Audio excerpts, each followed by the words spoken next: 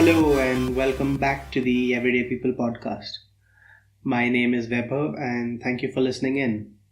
If you've never heard a podcast before, you should know that these are usually low budget, free radio shows that you can switch on while you're doing something else like driving or cleaning, and it'll help liven up your day a bit. Normally I have people on to interview, and I look into people's lives in a short format so that we can understand what drives people and what motivates them and find inspiration in that. But today I am doing something a little different. Today I'm speaking by myself. So it's about 2 a.m. when I'm recording this. I've got the nighttime blues, and like I usually do, I've been feeling sad and pensive. And so today, to try something different, I thought I'll record something and make something out of the sadness. The last few months, I've been very unhappy. By the time this goes up, or around the time this goes up, I'm going to turn 26 years old. And by the metrics of success that my family has defined over my life, I am a very successful person. I work with a Fortune 500 company. I make a decent salary. I don't have any addictions or vices. I don't smoke. I barely ever drink. And there are no insane things about me. I'm very presentable and nice to talk to. And that is what my parents have always wanted from me. So they are very happy with what I'm doing. But I'm not happy, and I don't know why. My current hypothesis is that I'm unhappy because I don't have things to look forward to. I don't have a long-term goal. The only long-term goal I've ever had in my life is to buy a house, and that's not a great goal to have. I mean, it's good, but it's very defensive. It's a comfortable goal. It is a goal of comfort, to create more comfort in your life. And because of that, and because of being lonely, I have become very defensive and comfortable. And so, like I have been doing for the past few years, I keep experimenting with myself, trying new activities, trying to find something that holds my interest, that gives me purpose. And so that's what I wanted to talk about today. Today I wanted to talk about goal setting in a very general, thematic way. Throughout my life, I've tried a lot of different things, such as dance class, martial arts, writing, theater, public speaking in a Toastmasters club, and some of them I still do, some of them I don't. But each time the goal was to experience something new and something fun. And I'm in that sort of position where I don't find things as fun anymore.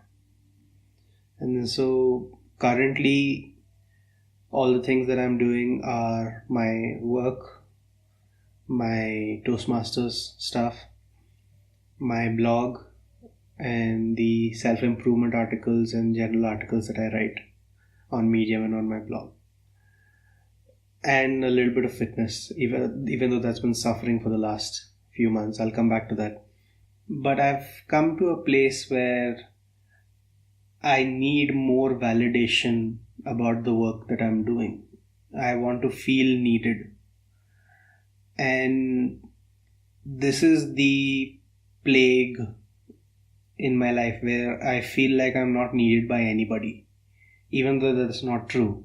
I mean, there are people in my life who would be very, very sad and devastated even if I was no longer around. But I just find that hard to believe sometimes, that I as a person am valuable. But there are spaces now where I am bringing value, and Toastmasters is one of them, where I started coaching a lot of people. I'm now mentoring about 16 different people in various clubs. And they refer to me when they need help, when they need a boost of confidence, when they need tips, when they need speech writing skills or practice, or they need their speeches reviewed. They come to me and they speak to me. And I'm able to motivate them, I'm able to get them out of their shell. And so there I feel really needed because I'm directly bringing value to people's life. When I was in school and college, I always thought that I would end up being a teacher because that sort of joy that I get from helping other people, I do not find in anything else. So, well, I'm not a teacher right now, but I'm getting that sort of motivation from the coaching that I'm doing at Toastmasters. Another project that I've been doing is the interviews, this podcast, and the blog posts, the Talkback Tuesday, where I interview everyday people and learn about their motivations. And a few months ago, when I started conducting audio interviews for the first time, listening to somebody's story on the phone was so much more impactful than reading it in a chat, which is how I used to conduct my interviews earlier. And I remember getting this overwhelming feeling of happiness because people trusted me enough to tell me their story, even though I was a stranger. I only had a reference from a friend that I do this project, and I called them and we spoke for a few minutes, and then they started telling me their life story. So that was very validating for me, where I got a feeling that I'm bringing something to people's life, otherwise they wouldn't be sharing all these details with me. And so I come back to the blogging and the article writing, where I'm trying to create value on a larger scale because I feel like that validation is what I'm chasing, that you really helped me out when I needed it. I see a lot of creators online who've helped me out when I needed it, and I wanted to be that for somebody. But for that I have to get over my fears of creating videos or creating podcasts. I had to deliberate over an hour before I sat down to record this, and I mean, there are small obstacles that get in the way, all mental barriers that nobody wants to hear you, you're useless, you're not bringing any value to anybody. So the last 2 years I've had depression, and to deal with that depression I've tried to validate myself by bringing this value to other people so that they would want to be around me. And I've written articles about my depression, and I've posted about my depression online. And another way I felt validated was when a certain number of friends, I think about 5 friends at different times, reached out to me to talk about their feelings of unhappiness or depression. And they felt comfortable sharing that with me because I was open about mine online. And they felt trapped, they didn't have people to talk to, and they found me. And the feeling that I get when people tell me that they feel light after talking to me, it's happening a lot more now over the last year. People share with me in a one-on-one conversation because they feel like they can trust me, and that makes me happy. It makes me happy because I feel like, if nothing else, I'm somebody that people can talk to, and that helps people one-on-one, and that's enough. I don't have to help 1 million people. I can help 3, and that's okay. So creating value for people is staving off these feelings of isolation for me at the moment. I don't feel as sad anymore. I feel accomplished. I feel happy. I feel energized, I feel motivated. And I want more people to feel that if they don't. If people are like me and they're down a lot, it is helpful to feel uplifted and motivated.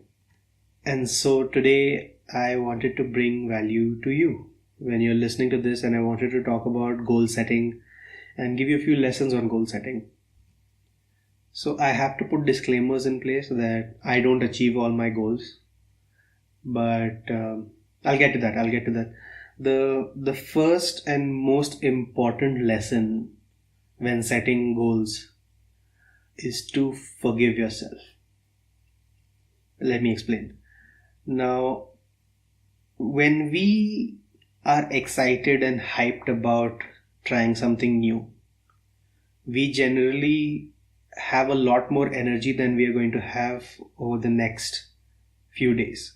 So in that excited state, we tend to overestimate what we can do, and we set goals that are difficult to achieve, like I'm going to read a book every week, or I'm going to work out for 2 hours every day. We set these goals because we're excited and we believe we can do it, but that excitement doesn't carry through. And when you don't have that excitement carrying through, and eventually you end up failing because you set a goal too high, you feel dejected and you give up. So when a few years ago, when I was struggling with my fitness, I used to think, okay, I have to work out 7 days a week and I have to do it 1 hour a day every day. And I went for a couple of weeks and then I missed a day, and then I felt so horrible. I felt like I had betrayed myself, and I ended up stopping going to the gym for a few months. So if you forgive yourself for small mistakes and you pick right back up and you go on the next day, that's ultimately more beneficial for you. But that starts with giving yourself the room to work at your best. So if you miss your goals, it's okay as long as you get back up and continue them the next day, because every day is a new day, and as long as you do it 6 times out of 7 or 5 times out of 7 or 4 times out of 7, you are still doing more than what you would be doing if you were doing nothing. 1 is greater than 0. If you think about swimming, the first lesson when you get into a pool is learning how to breathe. And you learn that you have to let go of the breath underwater. And when you come up for air, you immediately take air in. But ultimately you do have to come up for air. So you can't stay in the water forever. So you can't blame yourself for needing air. The same way, when you set goals and you miss a day, you can't blame yourself for missing a day or needing a day off sometimes. Do you understand what I'm trying to say? Like swimming, you need a break from the activity to recharge. That may be just a good night's sleep, that may be 2 days off, that may be a vacation. But it's okay to fail and it's okay to forgive yourself as long as you get back on the horse the next time. The second lesson in goal setting is achievable daily targets. So like I said, you get excited when you're starting something new, and you tend to set really difficult goals. So take the time, if you are serious about something, take the time to release any excitement you have when starting. Bring yourself to a normal state and then actively think about goals that are achievable. Daily targets that are achievable. Now, here is where your ego will get in the way. I recently read an article that this lady increased the number of books she read fivefold. She read 7 books in 2013 and 15 books in 2014 and 35 books in 2015. So she quintupled it.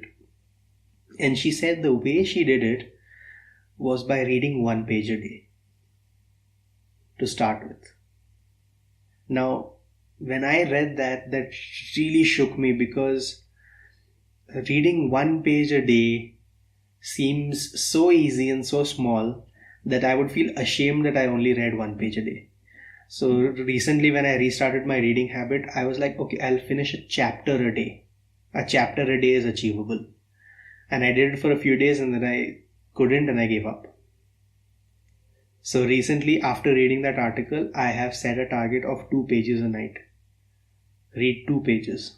And I've been doing that for the last week or so. It's okay to go beyond the goal. Sometimes I'll read 4 pages. But as long as I achieve the 2, it's enough, because doing things every day adds up. There is no amount of effort that you can put in on one day that will be more than the effort accumulated over several days. So start by setting goals that are really, really, really easy. And then give yourself credit for sticking to it. So when you finish reading your 1 page a night or your 2 pages a night, allow yourself to feel good, because that validation of achieving these small targets adds up, and then you feel like continuing and then you don't give up. So when you set goals, keep them simple to start with and work your way up. Once you become comfortable with your current pace, then you can think about increasing it. The third lesson in goal setting is the well of motivation. And this is where I am personally stuck, because your motivation runs out. It's not an infinite source. Like I just said, you need to set small achievable goals so that you feel accomplished after completing them, and that will renew your motivation. And you need to do things that are allowing you to feel good so that you want to stick to your goals. Because the moment that motivation runs dry, the next time you hit a snag, you will give up. So you need to make sure that you're replenishing your well of motivation, and you also need to find it. So ask yourself why you are doing something. So for example, you want to lose weight. Why? Why do you want to lose weight? Answer that question for yourself. Suppose you want to look better. And then ask yourself again, why? Why do you want to look better? And then maybe your answer is, I'm not happy with the way I look. Why are you not happy? Because I think I'm fat and fat doesn't look attractive to me. Why is that? Because I have seen fat people in my life and they look unhappy, they look tired and fatigued, and I don't want to feel that way. Why don't you want to feel tired and fatigued? Because it makes me really sad and it's difficult to bear. Usually when you go down this chain of whys, go in 5 or 6 levels deep, you will possibly come to a previous incident in your life that caused you pain. So, for example, I don't like to lie. I generally go out of my way to avoid lying to people. And this is because when I was in the 10th grade, I had an incident with a history project where a small white lie, which ultimately meant nothing, caused a misunderstanding between my school's principal and myself. So the white lie didn't matter, but because I had lied, he was very unhappy. And when he was unhappy, he said something that he shouldn't have. He said that maybe I shouldn't be at school. And that evening, that fear of getting expelled, I thought I was going to get expelled. That fear of getting expelled caused me to get a stomachache. And that was a really traumatic incident for me. So now, when most of the times if I'm lying, I get that same stomachache because it reminds me that things can go really sour if you lie, even if it's harmless. So find that well of motivation by asking yourself why you want something and go a few levels deep, because the first few levels are kind of superficial. But the moment you go deeper, you will find incidents that happen to you or incidents that you want to happen in your life, and you will get a deep reason. And operating from that deep reason will make sure that you have a large well of motivation and you don't have to replenish it as often. If you are not very motivated about something, you will need smaller and smaller targets so that you can keep feeling happy about accomplishing them. But if you're operating out of a sense of need, of true need, you will be willing to put up with failures, you will be willing to put up with obstacles a lot more. The last lesson in goal setting is patience. Now, we are in a world where we value instant gratification. Whatever we want, we can get immediately. If we want food, we get it under a minute at a McDonald's. If we want some information, we can get it in a second on Google. And that sort of helped us lose the art of patience. But when you set a big goal, even if you've broken it down into daily targets, ultimately you want to achieve a big goal like losing a certain amount of weight or making a certain amount of money or traveling a certain amount of places. You need to have that patience that I will achieve this in time as long as I continue on this path that I'm on. So I said earlier that one day's effort, no matter how much effort you put in, can never surpass the cumulative effort over several days. But to ensure that you're putting in that effort over several days, you need to have patience and trust in yourself that you will achieve it as long as you keep doing what you're doing. Now, for most of my life, I haven't had that patience, but over the last few months, even through my depression, I have managed to increase it slowly. I have increased my patience slowly, and now I have come to a point where I'm trusting the process, that what I'm doing is good and what I'm doing will help me. That is the only reason I'm able to even record this podcast right now, because less than a month ago I did not have this podcast. I had to build up the nerve to do it, and that started with patience, slowly building up the confidence and slowly getting rid of the obstacles that getting judged is okay and most people will not judge you, most people will be supportive. I had to get all those out of the way, and you cannot get rid of all your negative feelings or obstacles in one day. You need to have patience and remove them one by one, hand picking them out. So remember these 4 lessons. 1, forgive yourself if you fail. 2, set achievable daily targets so that you can keep getting motivation. 3, find your deepest why so that you can operate from a larger well of motivation. And 4, have patience and trust yourself and trust the process that you will achieve what you want as long as you continue doing it. I hope that this brings value to you. This is something that I wanted to say, get off my chest. And I feel accomplished now because I've recorded this 25 or so minute podcast, and I feel like I got my blues out of my head. So as I turn 26 very soon, I will remember this experience of venting to you in a certain way, in a certain sense, and I will remember how much relief it brought me. And that will give me the motivation to continue to find a topic and make a podcast about it. So if you're listening to this, I hope it helped you. And if you would like to interact with me, just talk to me about something, or if you are interested in being interviewed for this podcast, please contact me on Twitter at Vaibhav Gupta Who, VAIBHAVGUPTAWHO. That's at Vaibhav Gupta Who on Twitter. Send me a message, let's talk.